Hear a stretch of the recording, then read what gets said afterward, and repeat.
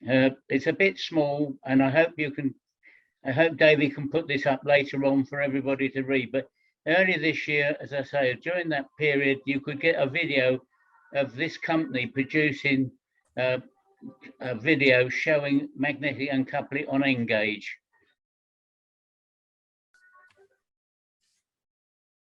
This is the original, still of the original effort by the company. You can see there's two wagons there. They are not Pico, but I found these wagons didn't work as well when I started testing. And these are the points that I went through. The photographs are going to come up. I started with Pico wagons because they have a very easy movement. And so a magnet doesn't need that much power to push it up and down. The idea in those days was to put the magnet on the side of the coupling, and it was about 2 millimeters long and 1 millimeter thick and quite small, as it says in the write-up. The pull was quite small. And I think if you read through that, the next one will show you what could happen with it working.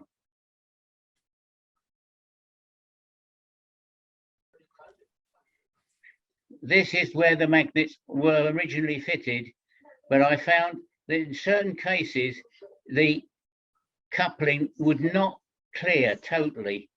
And so I looked at other things, and this is moving on from there. This is the magnetic mover I put underneath. I don't really have any 3D printing. I use old trunkings of various sizes to make what I want, and plasticard to give me the movements and the guides. This now shows you what I've fitted onto the dipole type coupling. Now that was quite a problem. They didn't work in the first place, but the coupling box itself has a middle piece of plastic which is acting as a spring. So you have to remove that bit of plastic. The next thing I found was that it didn't always want to come down, so there needs a little bit of filing. And if you use the N-gauge Society coupling ones, they need a little bit more work to make sure they actually drop. I think the bottom one is a conversion of the magnet over to the underside to get a squarer pull.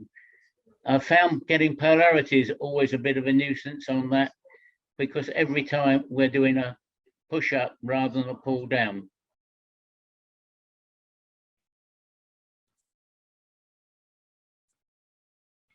These are the magnets now that I went to, the 3 millimeter by 1 millimeter diameter or a 2 millimeter. Much easier to decide and to fix them. Location was a lot easier than some of the others, and it gives good results. This is the change between the early one and the second one movement. The first picture is a picture of the original magnet uncoupling on the side. The second picture there is on the coupling with it in the middle. And I found that you could use a round magnet. So in N-gauge, it was much smaller coming through the track base. The bogies are where the biggest problem coming up, because I had to fit the Pico type boxes onto existing bogies. And this is some pictures of my efforts to get it in level.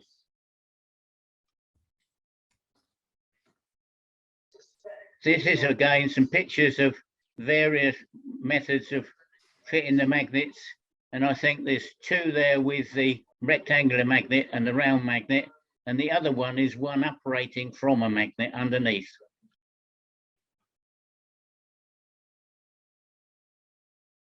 Right, this is the jig I made up to glue the Pico boxes on. And as you know, there's a dimension that is quite critical. And by having the little pillars on the side, you could adjust it just right and then a clamp on top while the glue was drying.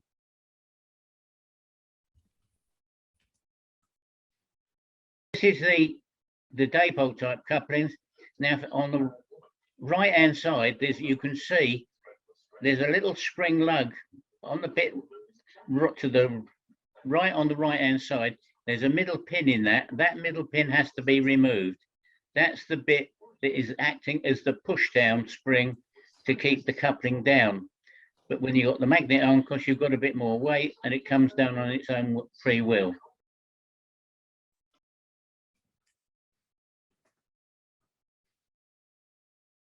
This is the glue I use for most of it, but I found most glues, they went off far too fast, but I'm sure there is some on the market that takes a little bit longer, which gives you a better chance of positioning them correctly.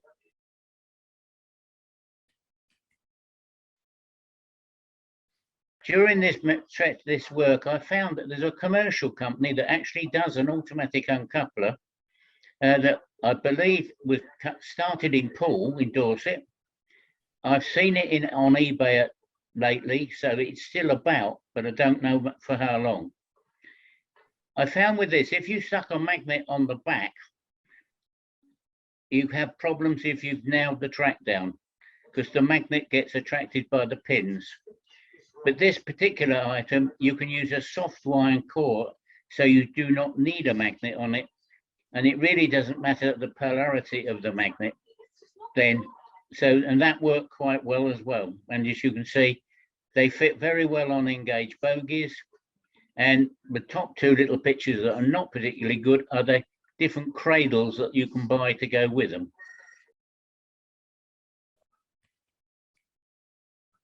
There's a picture of them mounted on one of the coaches that I'm using for testing.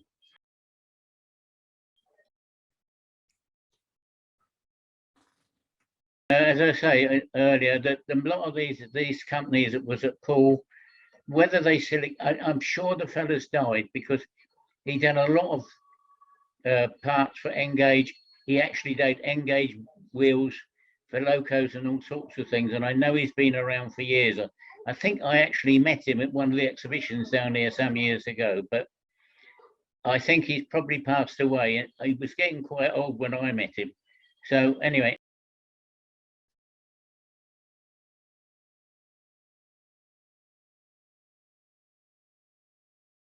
This is really a rundown of how far I've got and what the situation is at the moment. I've been playing with the Hunt type couplings as well, as you can see. Now I'm thinking that maybe the Hunt couplings, if you put some, like a piece of insulation tape or tape, you will weaken the magnetic strength. And by holding the coach, you can actually pull away with a reasonable low amount of pressure, but it will still pull the coaches along. This is work still undergoing. I haven't found out how strong the magnets, but the first test I've done, I can pull 3 coaches and then pull away with a fairly heavy loco, but some of the lighter ones may not be able to do it.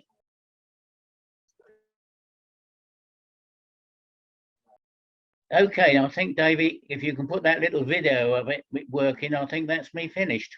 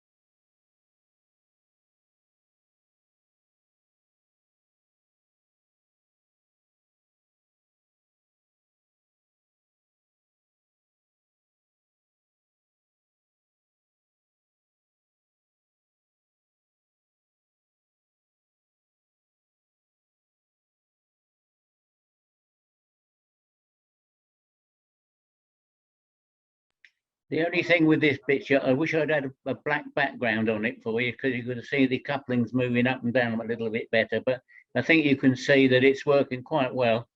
And the positioning is not as exact as if you have a little ramp there, I found, because the magnetic force starts it much earlier.